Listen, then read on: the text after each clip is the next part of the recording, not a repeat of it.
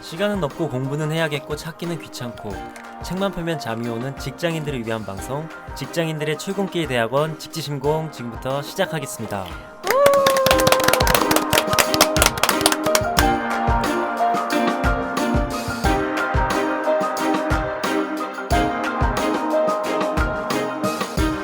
네, 이번 시간은 팀 개입의 두 번째 시간이고요. 네, 엘린이 이어서 조금 내용을 소개해드리겠습니다. 네. 팀 개입이라는 것은 결국 팀의 효과성을 높이기 위한 것으로 설명하고 있는데, 이 챕터는 일단은 구분을 하는 것으로 그 시작을 열고 있어요. 그 구분은 팀 디벨롭먼트 프로그램과 팀 인터벤션이 어떻게 다른지를 구분하는 것으로 설명을 하고 있습니다. 그러면 팀 개발 프로그램과 팀에 대한 개입이 어떻게 다른지를 간단히 설명드리면, 일단은 팀 디벨롭먼트 프로그램은 결국은 트레이닝 어프로치입니다. 그러니까 그 팀의 이제 역량이나 어떤 스킬을 개발하기 위한 교육적인 관점의 이제 어프로치인 거고요. 근데 이에 반해서 팀 인터벤션은 그러니까 팀에 대한 개입은 그 구성원들이 스스로 프로블럼 소빙을 할 수 있는 어프로치라고 이야기합니다. 그래서 두 가지로 딱 갈래를 나눠 보시면 될 것 같아요. 우리가 모두 이 두 가지를 다루고는 있을 건데, 그러니까 팀 개발 프로그램은 트레이닝 어프로치고, 지금 저희가 이제 다루고자 하는 팀 인터벤션은 프로블럼 소빙 어프로치다. 그래서 어떤 기술이나 교육적인 것이 아닌 그들이 스스로 문제를 어떻게 해결해 나가는지의 어프로치라고 봐주시면 되겠습니다. 그러면 이 이제 문제 해결의 어프로치를 이제부터 한 양상별로 또 이슈별로 나누어서 저희가 오늘 설명을 드려볼 거예요. 어떤 종류가 있는지 스텔라가 이어서 한번 설명해 주실 수 있을까요? 네. 일반적인 팀 개입에 5가지 방법이 있습니다. 첫 번째는 팀 스타트업 앤 트랜지션 미팅스 해서 팀 시작과 전환 회의. 두 번째는 confrontation meetings 해서 대립 회의. 세 번째는 role negotiation and role analysis 역할 협상 및 역할 분석. 네 번째는 work redesign 업무 재설계. 다섯 번째는 workout 업무 수행. 조금 더 세부적으로 표현하자면은 일을 뭔가 벌리거나 일을 덜거나 이런 게 있습니다. 여기에서 이제 제가 조금 모호했던 그런 한글의 표현이 워크아웃을 대체 어떻게 해석하면 좋을까? 이제 우리가 그 직지신공에서 이겁니다라고 딱 말씀을 드리려면은 정말 이제 정답에 가까운 해석을 드려야 될 텐데 고민돼서 쿠에게 물어봤어요. 했더니 쿠가 적합한 해석으로는 이제 일 해치우기 이런 얘기를 하시고 그래서 일 해치우기 좀 어려울 것 같다. 다른 거 알려달라라고 했더니 이제 일을 뭔가 더 벌리거나 일을 덜거나 해서 일을 다변화시키는 그런 것을 이제 워크아웃이라고 보면 되겠다라고 이렇게 얘기를 해주더라고요. 그래서 이 5가지 이제 인터벤션은 이제 막 새로 생긴 팀 그리고 이제 이미 존재했던 팀, 이제 2개 팀에 모두 이제 활용할 수도 있는 것이 있고 이제 아닌 것이 있습니다. 해서 이 5가지의 접근 방법을 들어보시면서 이제 막 새롭게 생긴 팀 혹은 이제 재조직화된 팀에 적합한 방법일지 아니면 1년 이상 이렇게 여전히 이제 존속되어 있었던 그런 팀에 개입하는 것이 효과적일지 그것을 같이 상상해 보시면서 하나하나 짚어 나가 보면은 좋을 것 같습니다. 첫 번째, 팀 스타트업 앤 트랜지션 미팅인데요. 이 개입은 새로운 팀에 적용을 했을 때 조금 더 효과적인 방법인 미팅이라고 볼 수가 있습니다. 그래서 뭔가 이제 해볼 수 있는 그런 시도는 5가지가 있는데요. 팀이 더 잘 작동할 수 있도록 이 팀에서 이제 어떠한 그 규범이 필요한지 어떠한 이제 워크 그라운드 룰이 있는지를 조금 빠르게 설정해 보는 것. 그리고 팀 구성원 사이에서 뭔가 이제 의견이 다른 점, 오해가 발생하는 점 이런 것들이 나중에 드러났을 때 해결하려고 시도하는 것보다 초기에 이제 이것을 표면화하는 그런 기회를 제공하는 것. 그리고 팀의 목표나 이제 팀을 매니징하는 그런 방법에 대해서 우리 팀을 어떻게 구조화해 나가고 만들어 나갈 건지를 이제 초기에 명확히 하는 것. 그리고 팀 구성원이 서로 대인관계 측면에서 이제 끈끈해지고 가까워질 수 있도록 돕는 것. 마지막으로 조금 더 명확하게 잘 정의된 역할을 팀원이 알 수 있게끔 하는 것. 이런 게 있습니다. 그래서 이제 저희가 주로 이 부분은 워크숍으로 많이 푸는 것 같아요. 그래서 풀면은 이제 팀의 미션, 비전, 핵심 가치, 워크웨이 수립하기 뭐 이렇게 한다든지 내가 생각하는 나의 역할은 무엇인지 뭐 그런 것을 조금 더 명확화한다든지 그런 것들을 이때 많이 워크숍 형태로 해보는 것 같아요. 네. 네. 그래서 특히나 여기서 또 강조하고 있는 것은 팀의 이제 수명을 봤을 때 아니면 삶이라고 할까요? 팀의 삶. 팀의 생일. 네, 팀의 생애. 네. 그래서 그 시작이 매우 중요하다는 이야기를 하고 있습니다. 그래서 네. 그 시작은 이제 그 이후의 발달 단계의 효과성에도 매우 영향을 중대하게 미치고 특히 이는 이제 위기 상황에서 특히 이것이 많이 효과성을 가져올 수 있다고 얘기하고 있어요. 그래서 스타트업 인터벤션은 이제 그 팀의 뭐 기풍을 만들고 그리고 방향성을 명확하게 만들 수 있기 때문에 초기 요 수립이 매우 중요하다고 강조하고 있네요. 네. 그러면 두 번째로 넘어가 볼까요? 네, 두 번째는 confrontation meetings 해서 대립회의라고 이제 조금 번역을 해볼 수 있을 것 같은데요. 일종의 팀 진단입니다. 그래서 요거는 새롭게 생긴 팀도 좋지만 기존에 있었던 팀에게 조금 더 잘 작동하기도 하고 필요성을 그렇겠네요. 느낄 수 있을 네. 것 같아요. 네. 그래서 여기서는 팀의 효율성과 건전성을 조금 점검해보고요. 또 비효율성이 있거나 불만이 있는 주요 영역을 해결하기 위해서 하는 워크숍입니다.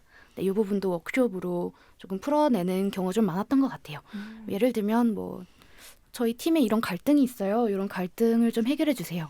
아니면 구성원들이 이런 부분에 대해서 불만을 품고 있는데 그게 뭔지 좀 명확했으면 좋겠어요.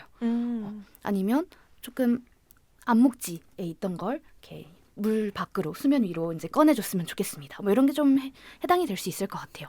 그래서 워크숍을 이제 하다 보면은 이제 팀 리더가 이런 요구를 할 때도 있거든요. 저 우리 팀이 이제 20명인데 이 중에 A와 B의 사이가 안 좋다. 워크숍이 끝났으면 그 둘의 사이가 좋아지길 기대한다. 뭐 이런 얘기를 해주실 때가 있어요. 그래서 제가 이제 드는 생각은 가능할까? 5시간, 8시간 만에? 라고 생각이 들지만 이제 그런 것들을 조금 서로 오해하고 있는 점, 같은 상황을 다르게 해석하고 인식하고 있는 점을 여기에서처럼 조금 더 표면화해가지고 꺼내서 대화 나누게끔 하고 그것에 대해서 어떻게 이제 풀어나갈 건지 얘기를 나눠보면은 이제 어느 정도 풀리는 것이 좀 보였던 것 같아요. 여기서 가장 중요한 건 그 팀이 처해 있는 장애물이 무엇인지 네. 그것을 해결하는 것이 이 confrontation 미팅의 가장 주안점이고요. 지금 앤더슨은 이 confrontation 미팅을 7가지 phases, 그러니까 단계로 구성을 하고 있습니다. 간단하게만 그냥 설명드리면 일단은 최초에 이제 조성을 하고요. 두 번째는 정보를 모읍니다. 워크숍을 통해서 많이 이루어질 수 있겠죠. 그리고 information sharing, 그러니까 모으고 나서 공유합니다.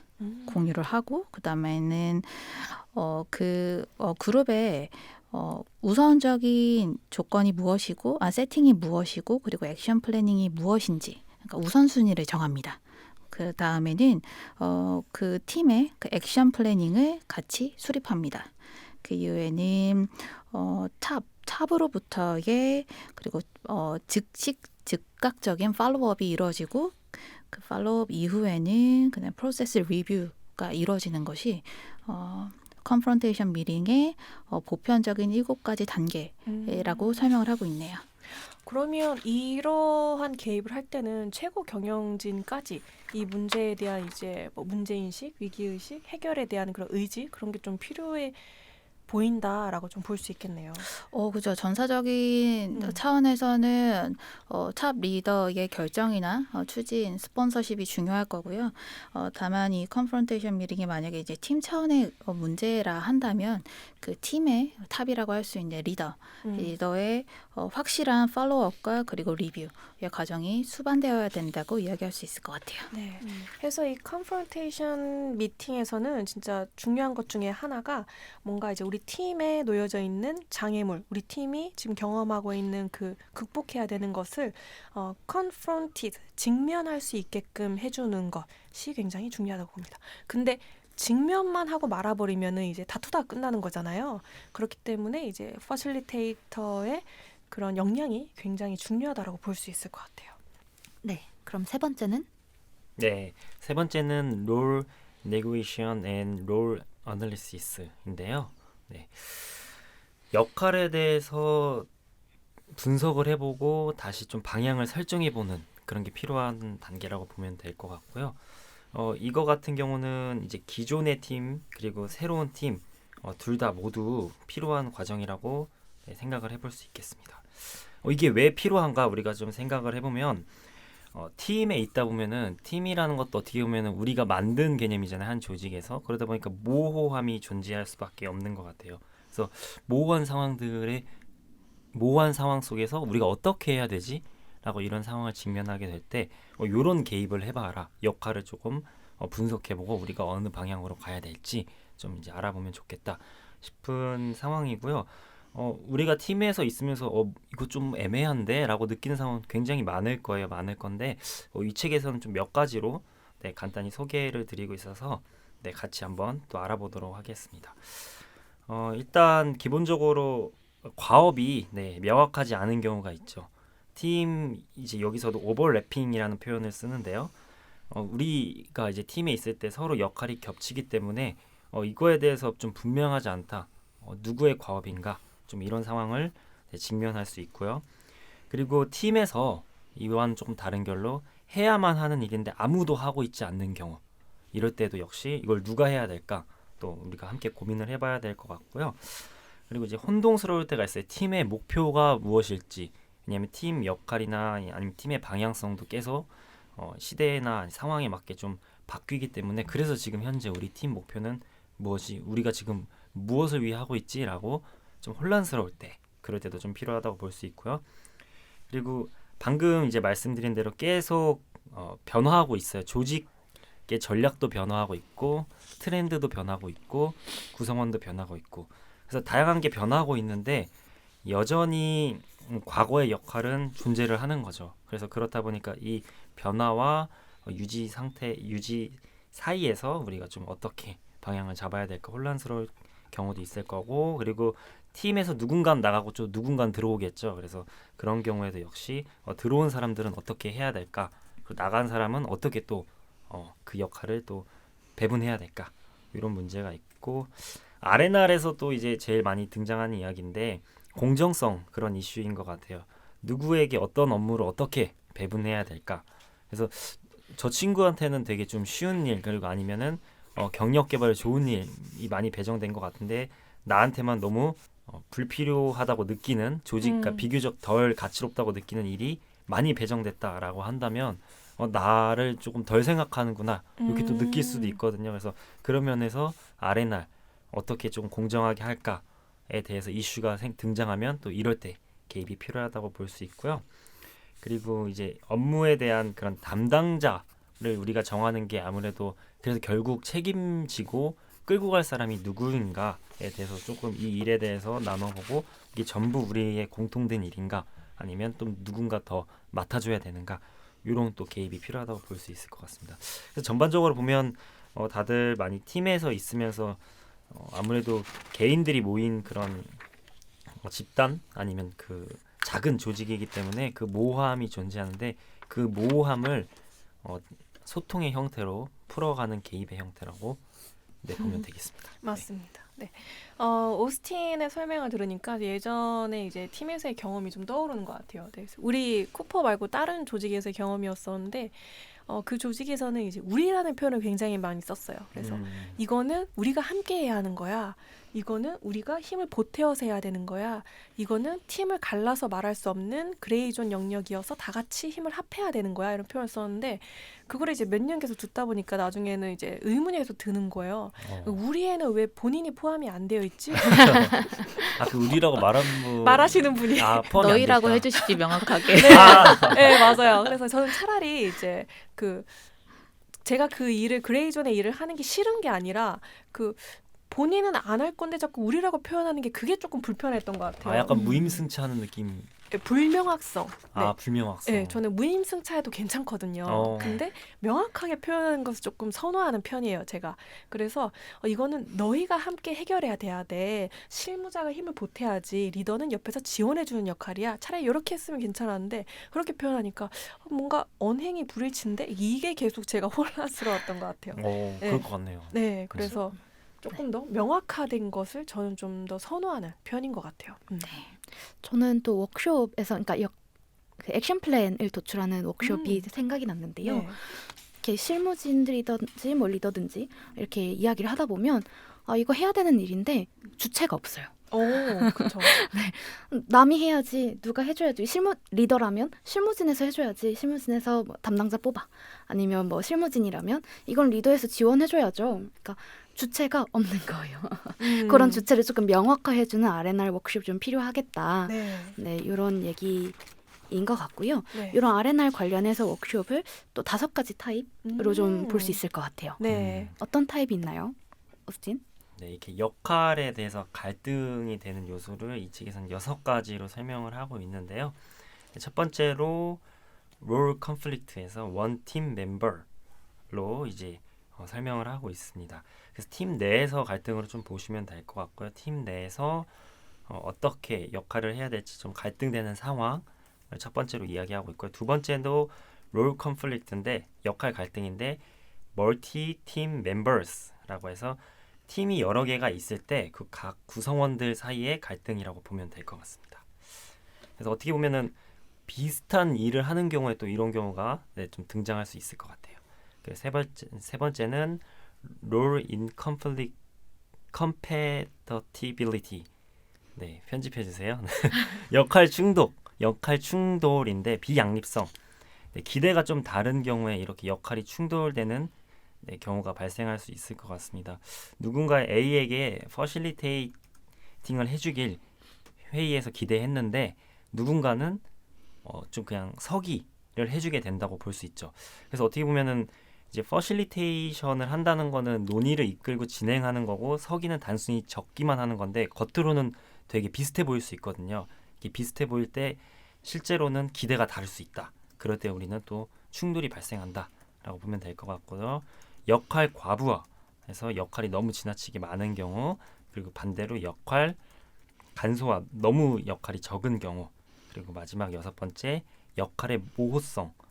내가 뭘 해야 되나, 어떤 역할을 해야 되나 라고 모호할 때 이렇게 조금 역할을 재정립해보는 일을 해볼 필요가 있다. 이렇게 보시면 되겠습니다. 네, 그래서 저희가 그 협력에 대한 그 워크숍이나 교육 진행할 때 이제 저희가 협력을 돕는데 굉장히 중요한 3가지 요소에 대해서 얘기를 많이 하잖아요. 그래서 이제 3가지 클래리티가 있는데 이제 하나가 골 클래리티, 그다음에 롤 클래리티, 그리고 마지막으로는 프로세스 클래리티, 이렇게 3가지가 있는 것 같아요. 그래서 이 3가지 중 하나가 불분명한 상황일 때는 이제 협력을 저해한다. 이게 팀으로 놓고 보면은 팀 빌딩과 팀십이 이렇게 낮아질 수 있다라고 볼 수 있는데, 그래서 여기에는 이제 주로 이제 롤 클래리티에 대한 부분이 좀 주로 많이 나왔던 대목인 것 같아요. 네, 그래서 오스틴이 6개로 구분해서 정리해 주신 내용에 대해서 앤더슨은 한 2가지 정도로 또 간단하게 해볼 수 있는 방법을 설명을 하고 있어요. 첫 번째는 role negotiation exercise. 그래서 이제 역할에 대한 협의의 exercise를 실행할 수 있다. 근데 여기서의 포인트는 이제 그 구성원 간의 컨센서스를 만드는 것인데, 이것이 리더로부터의 뭐 결정이나 어떤 이렇게 지시 없이 그들 사이에서 직접 협의를 이뤄내는 것이 가장 중요하다고 이야기하고 있습니다. 근데 이렇게 할 수 있는 이유는 비교적 이 역할을 같이 협의하는 이 실행은 좀 간단하다고 얘기하고 있어요. 그렇게 어렵지 않다. 근데 다만 이 간단함에서의 가장 중요한 환경으로는 좀 열리고 안전한 발언을 할 수 있는 환경이라고 또 강조를 하고 있네요. 심리적 안정감. 맞습니다. 심리적 안정감 조성이 좀 더 선제되어야 된다라고 설명을 하고 있어요. 그래서 간단하지만 간단하지 않을 수 있다. 네, 이렇게 얘기할 수 있고요. 두 번째로는 이 responsibility, 이제 책임에 대한 차팅을 해볼 수 있다. 라고 얘기를 하고 있고요. 이 방법에 대해서는 또 이 차팅의 이제 종류들을 또 설명을 주시면서 각자의 활동이나 이것을 누가 하고 있는지 이게 간단한 방식부터 그 한 4가지 정도로 또 써볼 수 있는 그 내용을 설명을 해주고 있어요. 하나는 responsible, 뭘 하고 있는지. 두 번째로는 어떤 support, 어떤 지원을 다른 사람에게 하고 있는지. 세 번째는 consulted, 그 사람이 어떠한 도움이나 지원이 필요한지. 그리고 마지막으로는 informed, 그 사람이 누구와 소통을 하고 커뮤니케이션 하는 것이 필요한지. 이것을 이제 responsibility charting에서 담아 정리해 볼 수 있다고 이야기를 하고 있네요. 라시 차트였네요. 네, 맞습니다. 그렇네요. 네, 네. 맞습니다. 네. 뭐 비슷하게는 뭐 3W 막 이런 것도 막 쓰시는 것들이 있으실 것 같아요. 네, 내부 맞아요. 조직에서. 네. 네. 네. 이렇게 그럼 정리해보고요. 그 다음으로 또 스텔라가 설명을 해주실 것 같아요. 네, 네 번째는 이제 워크 디자인인데요. 업무 재설계라고 볼 수 있죠. 그래서 업무 재설계가 잘 되어져 있으면 사람들이 조금 더 일하고 싶은 그런 맛이 나고, 그리고 팀이 추구하는 그런 목표나 성과에 대해서 내가 어떻게 하면 더 효과적으로 기여할 수 있을까, 이런 고민도 조금 더 이제 좋은 마음으로 해볼 수 있는 그런 이제 업무 환경이 구축이 될 건데요. 그렇기 때문에 업무 재설계를 잘 하는 것은 개인에 대한 이제 개입이 될 수도 있고, 팀의 효율성과 효과성을 높이는 팀 개입이 될 수도 있다라고 볼 수 있을 것 같아요. 그런데 이제 업무를 놓고 봤을 때 뭔가 심플하고 그리고 난이도가 낮은 그런 업무는 개인이 알아서 스스로 잘 하지만은, 뭔가 업무 난이도가 좀 높고 그리고 복잡한 그런 업무에는 일반적으로 개인이 아니라 팀이라는 그런 2인 이상의 사람들이 모인 팀이 더 잘 수행을 한다라고 볼 수가 있습니다. 근데 이럴 때는 팀이 특히나 이제 업무 프로세스, 그리고 이제 팀에 대해서 뭐 구성이나 업무하는 방식, 그런 것들이 잘 설계된 경우에만 해당이 됩니다. 근데 이런 거 없이 팀이 사람으로만 딱 그냥 인원으로만 구성을 했다라고 하면은 굉장히 좌충우돌을 겪을 수가 있을 것 같아요. 그래서 그룹에서 이제 이 일을 디자인할 때는 개인과 직무, 개인과 그룹과 직무, 이러한 각각의 관계와 서로 영향을 미치는 영향성에 대해서도 서로 어떻게 영향을 미치고 맞는지 잘 맞지 않는지, 그런 것들도 함께 바라봐야 될 것 같은데요. 그러면은 이제 이러한 것들을 하기 위해서 잘 해보기 위해서는 어떤 3가지 기준이 있다라고 합니다. 첫 번째는 level of effort brought to bear on the group task라고 해서 그룹 과제에 대한 노력의 수준이 어떠한지를 봐야 되고요. 두 번째는 amount of knowledge and skill applied to task work라고 해서 작업에 적용되는 지식과 기술의 양은 어떠한지. 세 번째는 appropriates of group norms about performance process라고 합니다. 해서 성과 프로세스와 업무 프로세스에 대한 이 그룹의 규범이 얼마나 적합한지 해서 이제 이 3가지 차원에서 살펴보면은 좀 설계를 제대로 했는지 아니면 재설계가 필요한지, 그런 것들에 대해서 좀 알 수 있을 것 같습니다. 다음으로 한번 넘어가 볼까요? 네, 이번에는 workout intervention에 대해서 말씀드리겠습니다. workout은 기본적으로는 사실 팀 지금 인터벤션 자체가 저희가 처음에 소개드린 것처럼 problem solving approach라고 말씀드렸는데, workout은 조금 더 그렇다고 설명을 하고 있네요. 그래서 어떤 문제를 이제 해결하는 방법론적인 접근인데, 그 접근은 특히나 어떤 성과에 대한 것을 좀 더 들여다보는 인터벤션이라고 이야기하고 있습니다. 그래서 workout의 이제 목적은 불필요한 업무를 없애고, 그리고 너무 많은 자원이나 시간은 들이는데 그 가치가 별로 없는 업무가 무엇인지를 좀 골라내는 작업이라고 이야기를 하고 있어요. 그리고 좀 너무 관료적인 업무들도 살펴보는 것, 그리고 어떤 기대를 충족시키지 못하는 업무나 어떤 에러, 그리고 결핍에 대해서 이제 실질적으로 살펴보는 이제 개입이라고 이야기하고 있습니다. 그래서 이전까지는 저희가 무언가를 명확화하고 좀 빌딩하고 디자이닝을 하는 개입이었다고 얘기하면 여기서는 실질적으로 그것이 성과가 나는지 우리 팀에 가치가 있는지를 우리 스스로 따져보고 그리고 업셀 업무는 없애고 효율화를 극대시키는 네, 단계로 이야기를 하고 있네요. 요런 뭐 개입에 대해서 저희가 경험해 봤던 것들 좀 소개해 줄 것이 있을까요? 네, 저희가 이제 여기서 5가지 스텝으로 이제 기법을 소개하고 있는 것 같은데요. 타운홀 미팅 같은 타운 미팅 여기서 5번째로 소개하는데 조직에서 그런 걸 점검할 때 이렇게 조금 내추럴한 형식으로 많이 진행을 하지 않았나 워크숍에서 그렇게 조금 느껴졌던 것 같고요. 그리고 액션 플래닝이나 갤러리 오브 아이디어스에서 이 2가지도 역시 네, 좀 새로운 계획을 점검해 보거나 아니면 의견을 삥 둘러보면서 피드백을 하거나 또 그런 시간도 많이 가졌던 것 같아요. 네, 네. 요 워크숍은 저희가 지금 설명드린 이제 이 5가지 개입은 사실 이제 맨 처음에 데이터 게더링 그러니까 진단을 통한 진단에서 필요한 하게 생각됐다는 문제점에 대한 각기의 개입으로 이해할 수 있을 것 같은데 모든 디자이닝이나 뭐 롤이나 이런 것들 명확하게 됐고 최초에 스타트업도 잘 됐는데 성과가 잘 안 난다. 뭔가 결과가 잘 안 되고 막 이렇게 일은 열심히 하는데 뭔가 잘 기대에 충족되지 않고 네. 삐그덕거린다 이랬을 때 이제 개입을 할 수 있는 방법이고 네, 꼭 그런 방식의 도구로 이야기할 수 있을 것 같습니다. 네, 요거 이렇게 듣다 보니까 제가 바로 어제 하고 온 워크숍이 생각이 났는데요. 따끈따끈한. 네, 따끈따끈한 사례입니다.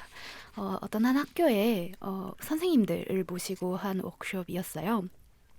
근데 학생들이 코로나 3년을 겪으면서 되게 무기력해지고 또 서로 잘 어울릴 기회도 없고 또 그럼에도 불구하고 학교에서는 학생들의 성장을 위하여서 다양한 활동을 계획하고 실행하고 하는 이제 활동들을 해왔고 또 2023년에도 그런 활동을 해야 되는데 좀 상황이 많이 바뀌었나 봐요. 학교 내부에서도 또 외부에서도. 그래서 2023년에 계속 이어가 볼 활동과 그다음에 새롭게 해볼 활동을 제시해보는 그런 상황이었어요. 뭐 학교 잘 설립되었고 또 선생님들도 계시고 하지만 그 선생님들 구성원들이 많이 바뀌셨대요. 최근에 많이 새롭게 들어오시고 또 그리고 그 학생들도 좀 어려움을 겪고 있는 그런 상황에서 2023년에 그런 아이디어를 내는 거였죠. 그래서 인트로덕션을 하고 브레인스토밍을 하고 그다음에 이제 서로 어떤 아이디어를 냈는지 좀 돌아보게끔 했었고요. 그다음에 그럼 그 중에서 우선순위 뭐 학생들의 성장 그다음에 학교의 비전 그 교사의 그런 행복 뭐 이런 것들을 다 점검하면서 그런 우선순위를 정해서 액션 플랜을 했고 그거를 전체에게 공유하고 그런 타운홀 미팅을 가졌어요. 저희 복도에서 쭉 그 계획안을 만들어낸 계획안을 쭉 붙여놓고 서로 보는 거예요. 이 선생님들은 이 모둠에서는 이런 아이디어를 냈구나. 이렇게 해서 이제 쭉 보게 하고 그거를 이제 부장 회의에서 조금 더 세부적으로 어떻게 할지 정해보는 그런 다음 스텝을 안내하면서 마무리를 했는데요. 요거에 조금 적합한 것 같아서 네, 공유를 드려보았습니다. 네. 공유해 주신 것과 같이 결과가 좀 불만족스럽다 뭔가 우리 조직에 그 전에 빌딩을 열심히 했는데 이러면 이 개입을 좀 생각해 봐주시면 좋을 것 같습니다. 네, 맞습니다. 이번 챕터는 저는 이제 개인적으로 너무 도움이 많이 됐던 챕터였어요. 그래서 왜냐하면 각각의 개입에 대해서 이제 저희가 너무 시간을 많이 할애하진 않을까 싶어서 이제 소개에서는 좀 많이 덜어내는 감이 있지만 그 책에서 보시면은 각각의 개입에 대한 그 세부 프로세스와 이제 예시들이 굉장히 잘 나와 있습니다. 그래서 지금 얘기했던 뭐 각각 세션, 뭐 인트로덕션 세션이나 브레인스토밍 세션 이런 것들에 대해서도 뭐 5분, 뭐 10분, 뭐 1시간 30분 이런 식으로 시간 단위로도 쪼개어서 이제 워크숍을 어떻게 진행하면 되는지가 이제 되게 상세하게 설계가 되어 있어요. 그래서 올해 이제 팀 워크숍을 좀 많이 했었는데 내년에 팀 워크숍을 또 이제 하게 되는 그 기회가 또 이렇게 나타나면은 이러한 것들을 조금 더 활용해서 좀 더 구조화된 그런 다양한 시도를 해볼 수 있겠다. 좀 그런 이제 스스로 배움이 많이 되는 그런 챕터였던 것 같아요. 네. 그래서 이번 챕터에서는 팀 디벨롭먼트 프로그램스와 팀 인터벤션이 어떻게 접근법이 다른지부터 시작을 해서요. 팀 개입의 5가지 방법에 대해서 이야기를 나눠보았습니다. 각각 그 5가지 방법에 대해서 다양한 아젠다와 상세한 설명들이 담아져 있는데 아무래도 저희가 요 모든 내용을 담기에는 시간이 아쉬운 점이 있어서 괜찮으신 분들은 요 책을 구매하셔서 보신다면 굉장히 큰 도움이 되실 거라고 생각이 듭니다. 그래서 이번 챕터는 이렇게 마무리를 해보고요. 네, 그러면 이번 챕터도 함께 청취해 주셔서 감사합니다. 네, 감사합니다. 감사합니다. 감사합니다.